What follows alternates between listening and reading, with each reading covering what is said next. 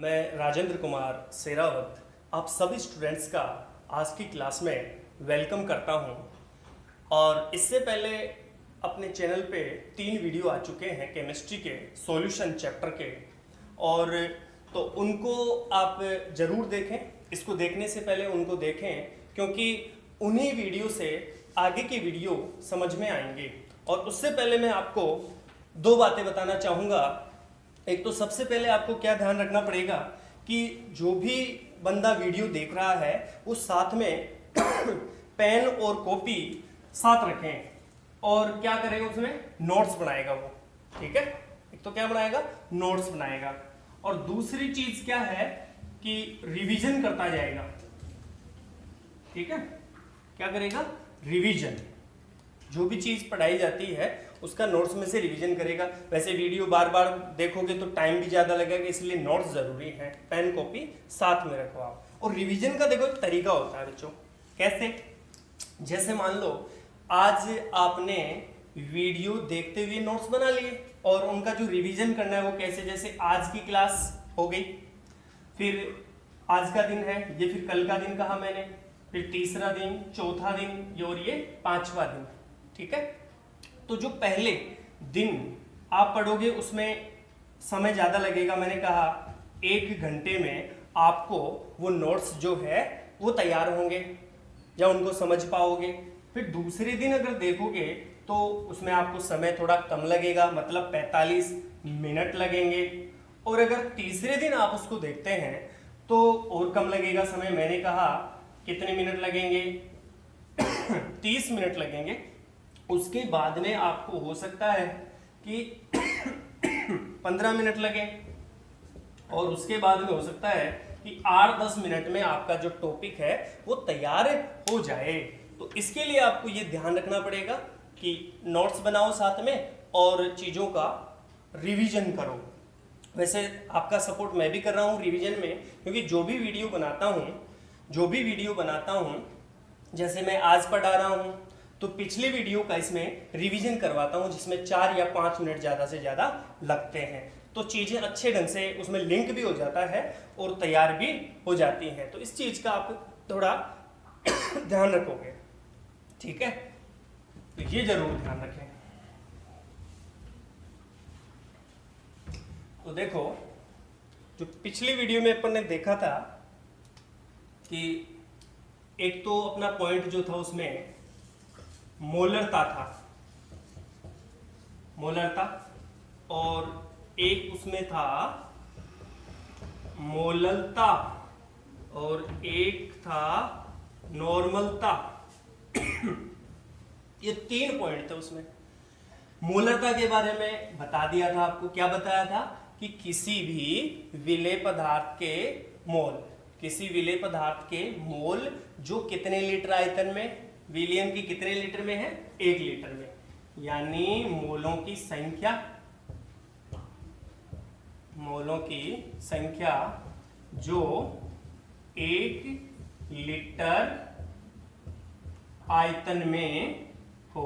1 litre आयतन किसका है, विलियन का, ठीक है। और फॉर्मूले से उसको बताया था मोलरता के लिए, m बराबर मोल बटा विलियन का क्या था, आयतन, विलियन का आयतन, ठीक है। ये रिवाइज हो रहा है पीछे वाले वीडियो का। फिर मोल को अपन ने चेंज करा था, याद है। मोल को हमने क्या लिखा था कि विलेय पदार्थ की ग्राम में मात्रा, किसकी, विलेय पदार्थ की ग्राम में मात्रा बटा उसका मोलर द्रव्यमान, अणुभार भी कह देते हैं, वैल्यू सेम होती है। इसके बाद में आपको बताया था मोललता। मोललता के लिए क्या ध्यान रखना होता था, विलेय के मोल बटा विलायक की मात्रा, विलायक की मात्रा, और वो भी किसमें, किलोग्राम में। विलायक की मात्रा किसमें होगी बच्चों, किलोग्राम में। तो ये मोललता का फॉर्मूला आता था, ठीक है। फिर जो बात चल रही थी वो थी नॉर्मलता की, ठीक है। और नॉर्मलता में देखो मैंने क्या बताया था, लेकिन इससे पहले आपको एक क्वेश्चन दिया था मैंने पिछले वीडियो में। क्या दिया था, उस क्वेश्चन को पहले सोल्व आउट करते हैं।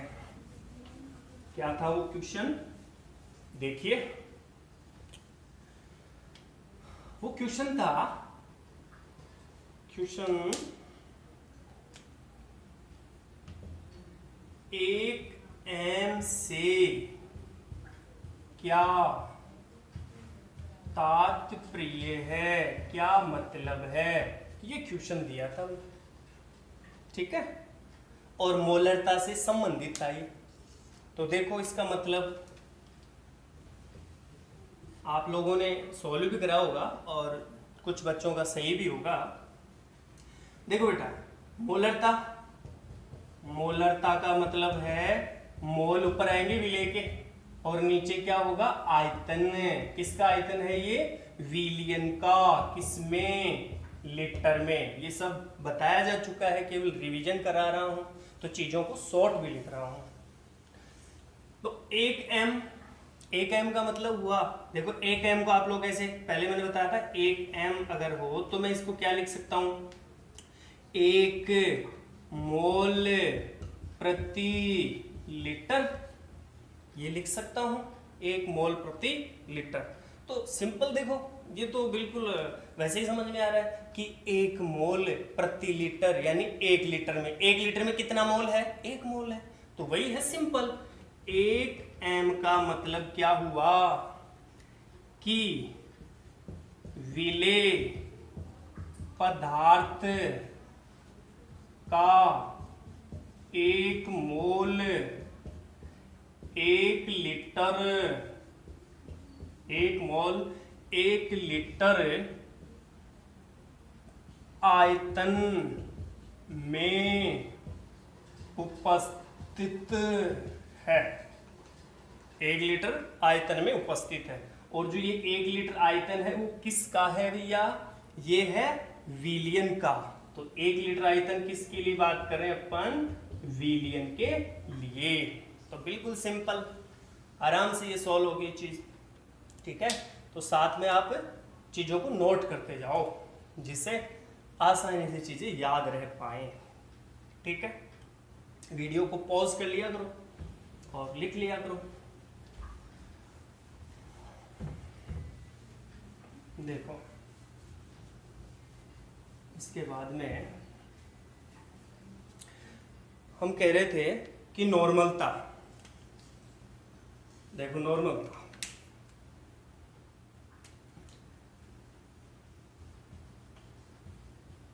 ये चल रहा था और लगभग हो भी गया था, लेकिन दोबारा बता देता हूँ इस चीज को, थोड़ा रिवाइजेशन। नॉर्मलता, देखिए नॉर्मलता से मतलब क्या है, सिंपली हमने क्या लिखा था, विलेय के ग्राम तुल्यांकों, ग्राम तुल्यांकों की संख्या n कहलाती है। लेकिन किसमें, ग्राम तुल्यांकों की संख्या जो विलियन के 1 लीटर आयतन में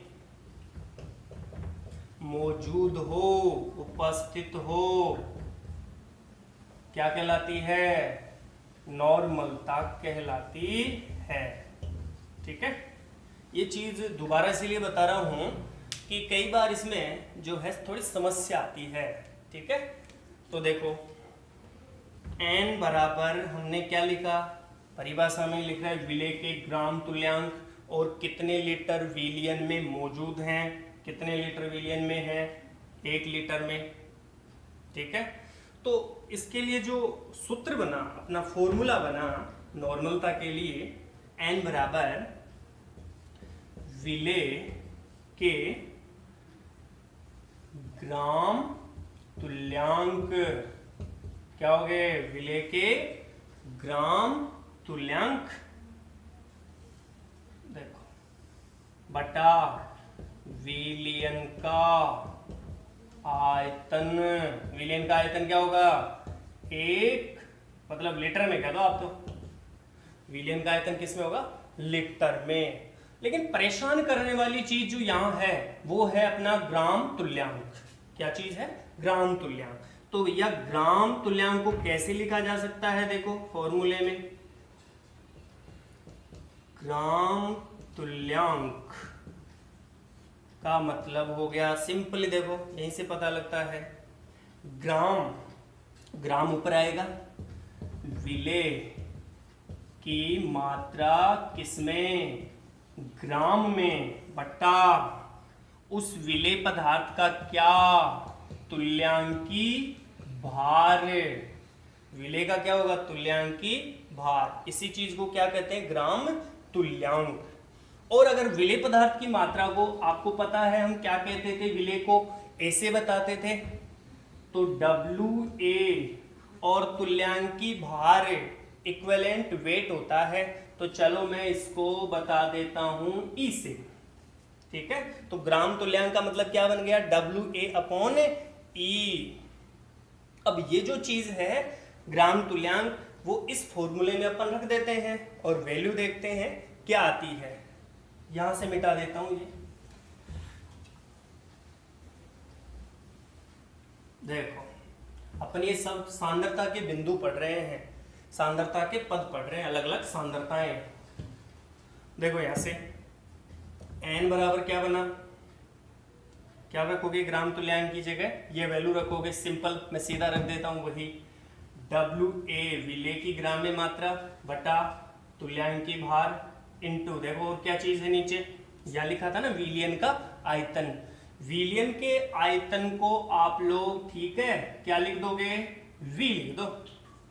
और मैं सीधा ही यहां पे क्या लिख देता हूं? V। क्लियर है ये चीज?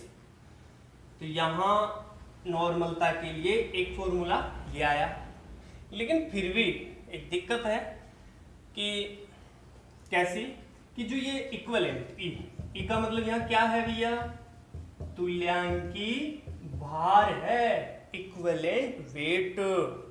लेकिन इसको आगे भी जो है बताया जा सकता है, चूंकि देखो ई का मतलब भी कुछ निकलता है, तुल्यांकी भार का मतलब निकलता है, क्या निकलता है? कि विलेय का अणुभार, जो भी वजन है वो उसका अणु का भार, और बटा संयोजकता, संयोजकता गुणांक कह देता हूं चलो इस चीज को। और संयोजकता गुणांक को शॉर्ट में बच्चों बोलते हैं वैलेंसी फैक्टर, VF। क्लियर? देखो आगे अपन क्या कर सकते हैं, इसको मिटाता हूं।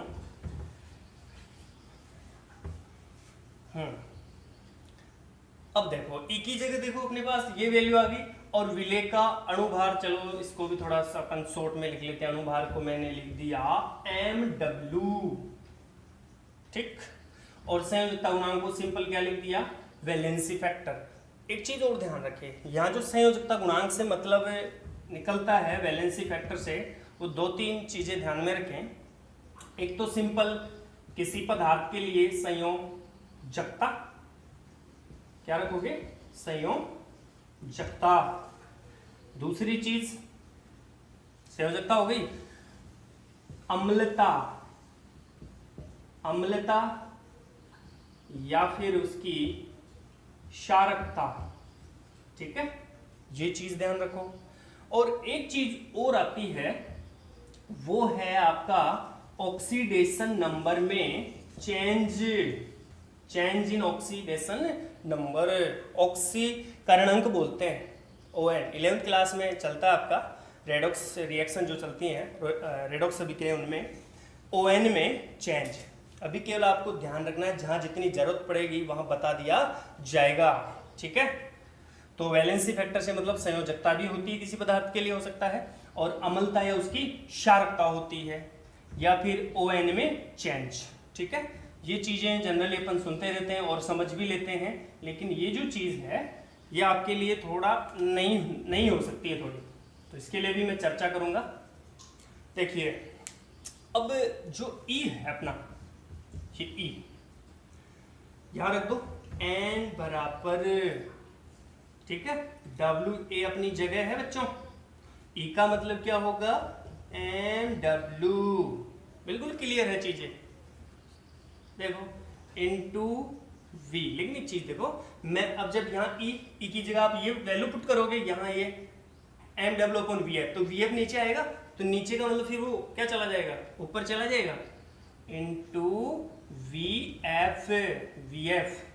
और वी एफ को आप लोग एक्स भी लिख सकते हो। देखो पिछले वाले वीडियो में हो सकता है मैंने एक्स ले लिया हो, कोई दिक्कत नहीं है, एक्स लो चाहे वी एफ कह दो। तो अपने पास जनरल फॉर्मूला ये बन गया, और जो आयतन है आपका किस में चल रहा है, लीटर में। ठीक है, ये चीज भी ध्यान रखें साथ में। ये एक जनरल फॉर्मूला अपने पास आ गया, कौन सा, कि नॉर्मलता का मतलब है ये होता है। ठीक है, क्या कौन क्या है एक बार और देख लो आप। WA विलेय पदार्थ की ग्राम में मात्रा, VF संयोजकता गुणांक, अलग अलग पदार्थों के लिए अलग अलग हो सकता है। ठीक है, अगला देखो नीचे MW का मतलब क्या है, अणुभार, या आप इसको द्रव्यमान भी कह सकते हो। ठीक है, सेम सी चीज है। और V लीटर का मतलब क्या हो गया, विलियन का आयतन लीटर में। तो इसमें कोई समस्या बिल्कुल नहीं होनी चाहिए। ठीक है, अब इससे पहले मैं आपको जो है एक आगे बताऊं, एक क्वेश्चन बताऊं, उससे पहले और कुछ बताना चाहूंगा यहाँ से कि ये अम्लता और क्षारकता का मतलब क्या है। ठीक है, थोड़ा फंडामेंटल समझते हैं इस चीज को, ये नोट कर लो आप, मैं मिटा देता हूं इसको।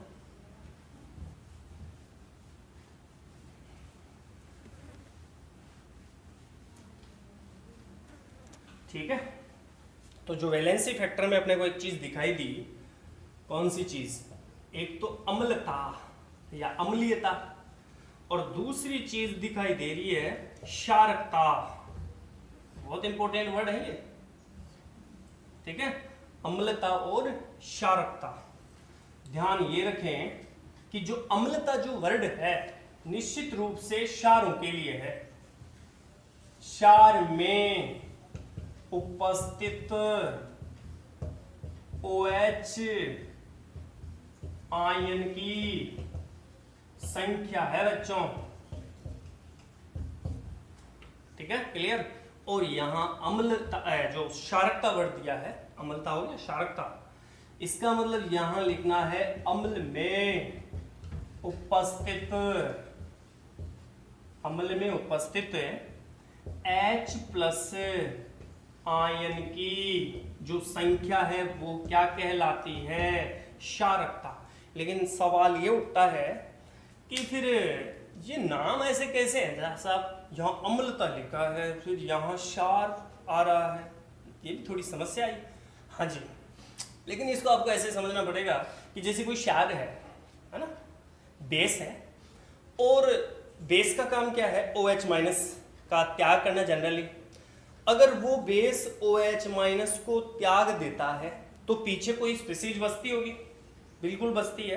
तो जो स्पीसीज बसती है उसमें क्षारीय गुण क्या हो जाता है, कम, और कौन सा गुण बढ़ता है, अम्लीय गुण बढ़ता है। इस वजह से इस वर्ड को अपन कह सकते हैं अम्लता।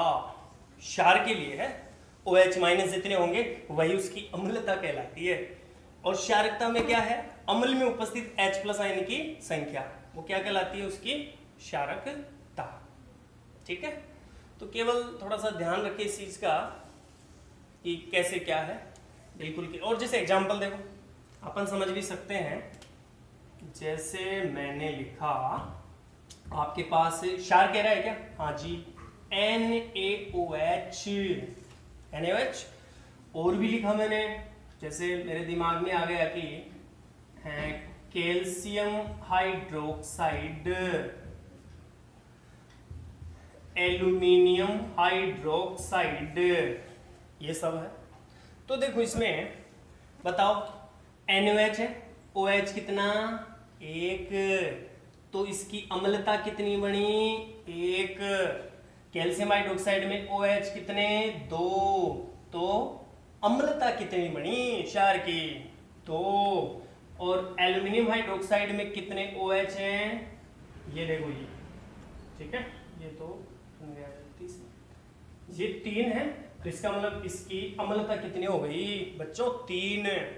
क्षारकता की बात कर लो, वैसे ही अम्लों के लिए है तो मैंने लिखा HCl, ठीक है, मैंने लिखा HCl, H2SO4, और भी है कई, जैसे इसको समझो, बताओ कितने H हैं, कितने H प्लस निकालेगा साहब, एक, तो भैया तेरी कितनी हुई क्षारकता, एक। भाई H2SO4 तू बता तेरे क्या हाल चाल हैं, भैया मेरे पास तो दो हैं, दो दे सकता हूं, तो तेरी फिर क्षारकता कितनी हो जाएगी, दो। तो ये अभी काम में भी आएगा, आगे क्वेश्चन करवाऊंगा H2SO4 के लिए, तो उसमें ये क्षारकता काम भी आएगी। मेरे हिसाब से आपके दिमाग में ये चीज क्लियर हो जानी चाहिए, आप नोट कर सकते हैं, ठीक है। और चीजों को साथ साथ रिवाइज करते जाओगे उतना ही ज़्यादा फायदा होगा, इसीलिए हर वीडियो में मैं पीछे वाला वीडियो जो है वो रिवाइज करवाता हूँ। आगे देखो,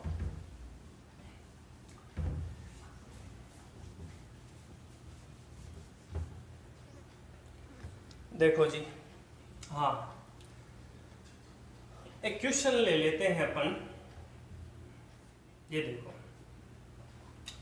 क्वेश्चन है 9.8 ग्राम H2SO4 है,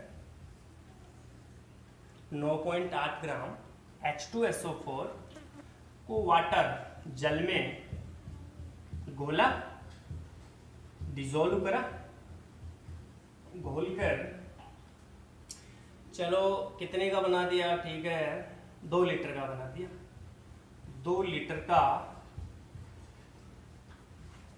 विलियन बनाया गया। कितने लीटर का विलियन बनाया गया, 2 लीटर का। तो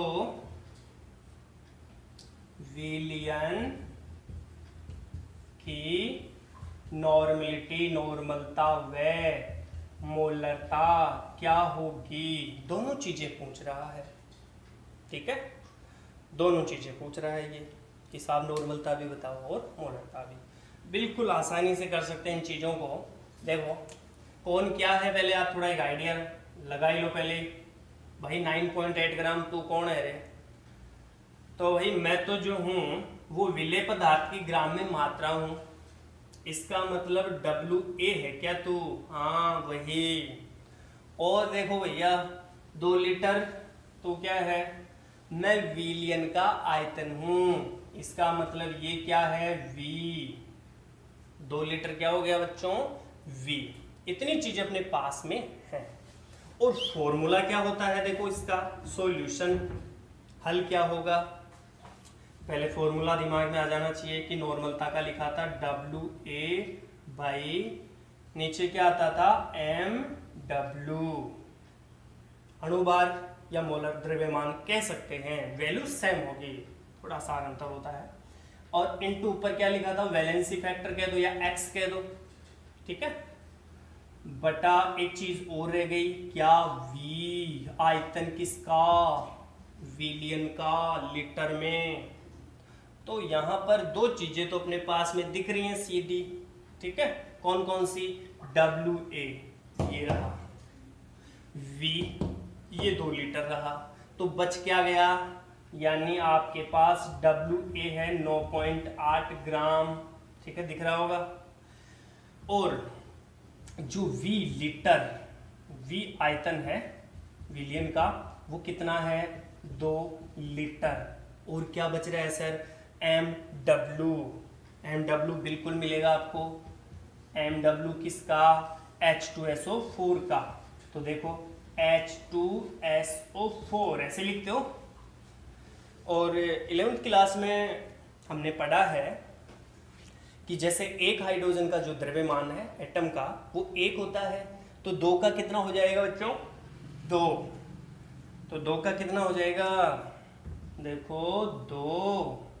एक सल्फर का द्रव्यमान कितना, 16 नहीं 32, ऑक्सीजन का होता है ना 16, तो 32, और एक ऑक्सीजन का अगर 16 है तो 4 का कितना, 64, तो तो यहाँ से इनको सबको अगर जोड़ोगे तो हम बता सकते हैं कि इन सब का जो योग है वो कितना होगा। इन सब का योग हो जाएगा 98, 98। ठीक है, तो ये चीज आपका क्या आ गया, MW आ गया। और क्या रहा, वैलेंसी फैक्टर। ठीक है, एक क्या चीज रही, वैलेंसी फैक्टर, और वो बताएगा यहाँ पे या तो अम्लता या फिर क्षारकता। चूंकि ये क्या है, अम्ल, H2SO4 क्या है, अम्ल, तो कहीं ना कहीं यहाँ पे अपने को क्षारकता लिखना है वैलेंसी फैक्टर की जगह। यानी यहाँ पर ये जो चीज है वो क्षारकता की बात कर रहे हैं यहाँ पे, क्षारकता। बताओ H2SO4 की क्षारकता, अभी बताई थी पहले भी, H2SO4 की, यहां लिख देता हूं, चलो यहां लिख देता हूं, H2SO4 की क्षारकता दिख रहा है, इसको देखने से ही दिख रहा है, अभी बताया भी था कि कितने H हैं जी इसमें, 2, तो क्षारकता कितनी हो जाएगी, 2। इसका मतलब वैलेंसी फैक्टर भी कितना है, 2।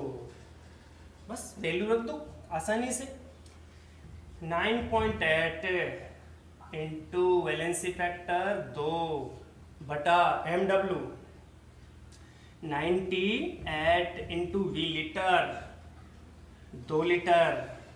तो बताओ पॉइंट को हटाने के लिए क्या करेंगे अपन, सबसे पहले ये हटाया तो यहाँ क्या लगा दिया, 0। ठीक है, फिर देखो ये यहाँ से सीधा कैंसिल है, तो ये यहाँ से गया तो कितना, 1/10 बचा। इसका देखो कितना आ जाएगा, यहाँ से पॉइंट या 0.1 हो जाएगा ना, या 10 बनेगा, 10 से कम 10। और इसकी यूनिट क्या लिखोगे, n।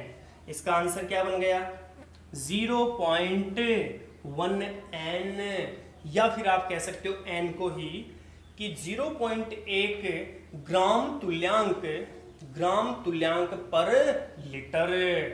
तो ये बिल्कुल क्वेश्चन आपके क्लियर हो गया होगा और समझ में आ गया होगा। इसके बाद में देखो अगली चीज, ये नोट करते रहना,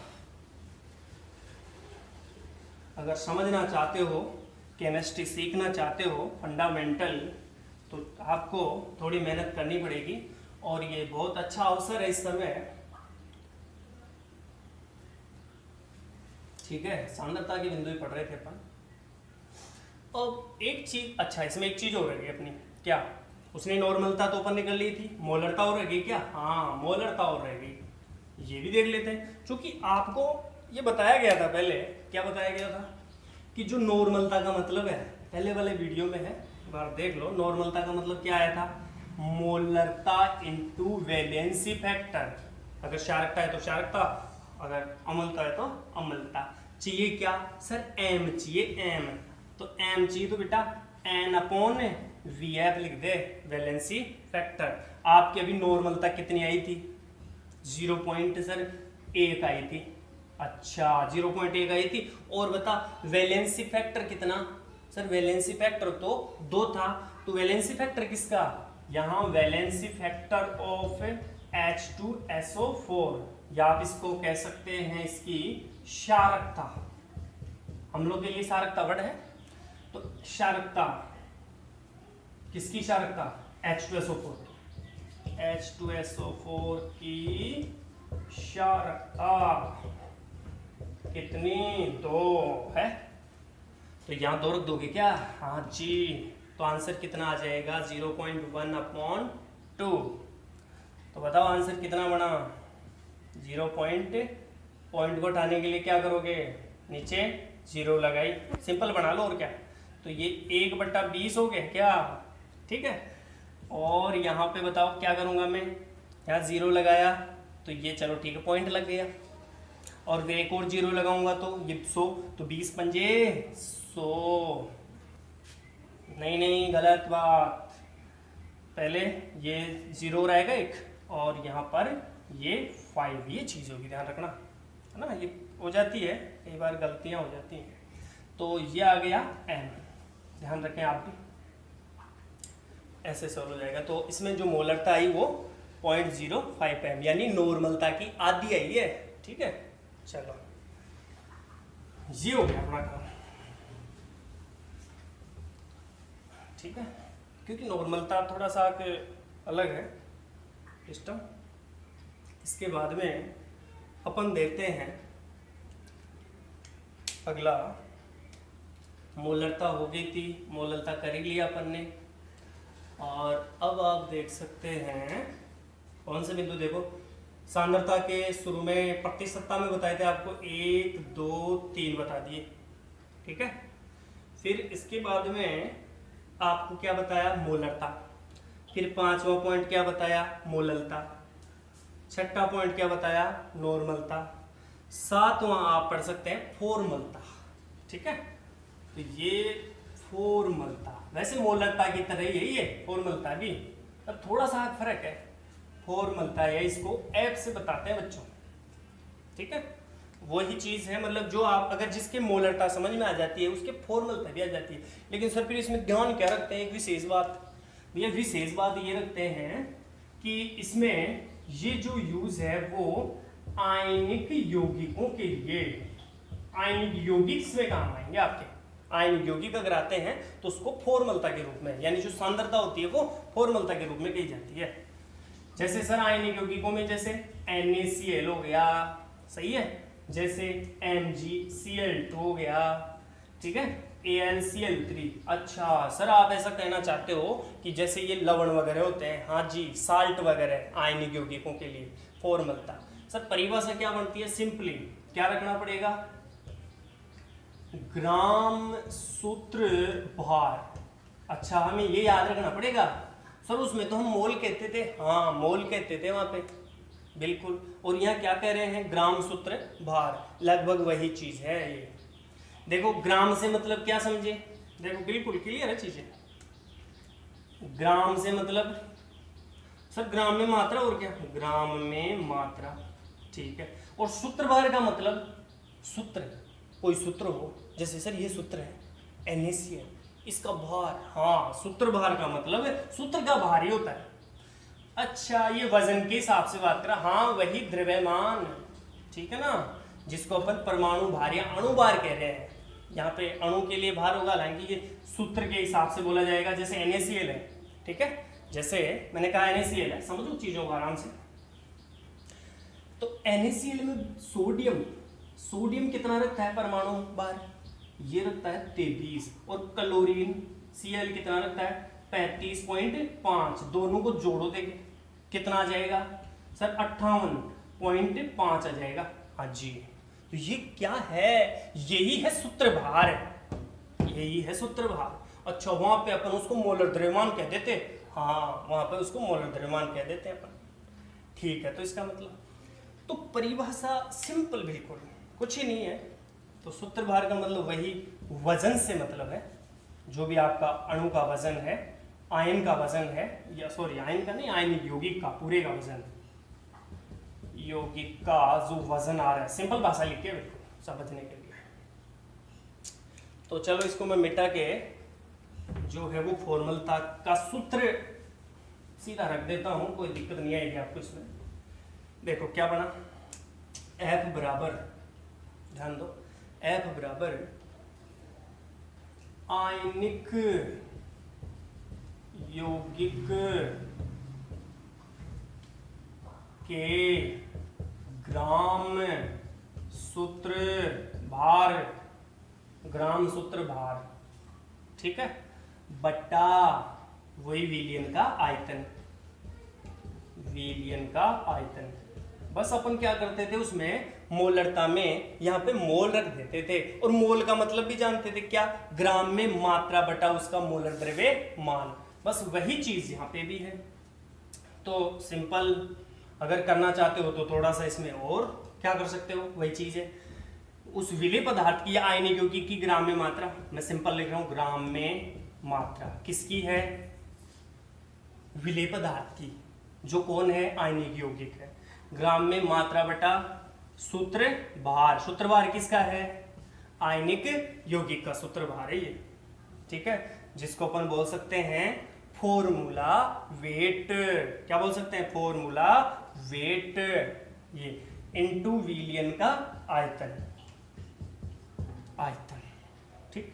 और इन्हीं चीजों को शॉर्ट में लिखने वाले जैसे भी लिखना चाहे वैसे लिख सकते हैं। तो जिसको मोलरता आती है सिंपल और अन्य चीजें आती हैं इसको भी कर सकता है। वैसे ही जैसे फॉर्मूलता के लिए कोई क्वेश्चन करोगे तो क्वेश्चन का तरीका भी वही होगा, ग्राम में मात्रा दे रखी होगी, जो आपका यौगिक दे रखा है उसके सूत्र बाहर निकाल लेना, जैसे भी बताया NaCl का, कैल्शियम क्लोराइड हो कोई हो उसका सूत्र बाहर निकल जाएगा सिंपल वे से, और आयतन दिया गया होगा, बिल्कुल ठीक है। ओके आगे देखते हैं, कोई दिक्कत नहीं है इन चीजों में।